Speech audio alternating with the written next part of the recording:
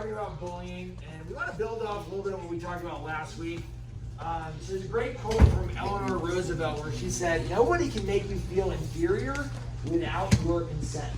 It's kind of like we talked about last week. Nobody can make you feel bad about yourself without your permission to do so. Yes? We got a little story. I get a kick out of this one. It's about a farmer and his donkey. Everybody go, "Eeyaw!" So this donkey, this farmer really liked this donkey, and for some reason in my head, I think the farmer becomes like Italian in my mind, right? But the donkey falls into this pit. He's like, "Oh no, my donkey!" All right? So the donkey falls into this pit, and he's not strong enough to get him out.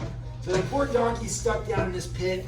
He's like, "Meow, meow." He's looking up, and there are these mean kids that start throwing rocks at the donkey. Really mean, all right. But and so the farmer just thinks that his donkey is a goner, and so but then one day, after a couple days later, he walks out and he realizes he sees the donkey up, and he's like, "Meow."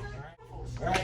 So the donkey is out of the pit, and the farmer realized what happened is whenever these kids threw rocks at him, he would just go. You ever see horses do this? Like, I mean, they kind of. It's hard to do with my mask. But it's like, all right, and they just kind of shake it, all right, and it would just shake every time the rocks and pebbles hit it. And eventually, this happened long enough that the rocks and the pebbles started to form a little bit of a ramp, and the donkey used them to walk out of the pit. Everybody say, "Yay, donkey!" Yay. The moral of the story is this. Everybody just say, "Shake it off." Shake it off. All right, just like that karate master last week said, that gift that you're trying to give me of anger and contempt, I refuse to accept it. They still belong to you.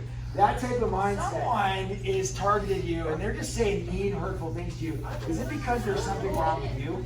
Everybody say, "No way, sir." No way, sir. It's actually because there's something wrong with them. So you choose to be the bigger person, and that leads to what we're talking about this week. The third rule of personal safety. Now, the first one is use your mind. Second one is use your words. This week, we just want to say use your legs. If someone's targeting, they're saying or doing things you don't like, don't just sit there and take it. Walk away or run away if you need to and get help. Yes? Sir. So even if you could do something physically because of your martial arts, it doesn't mean you should.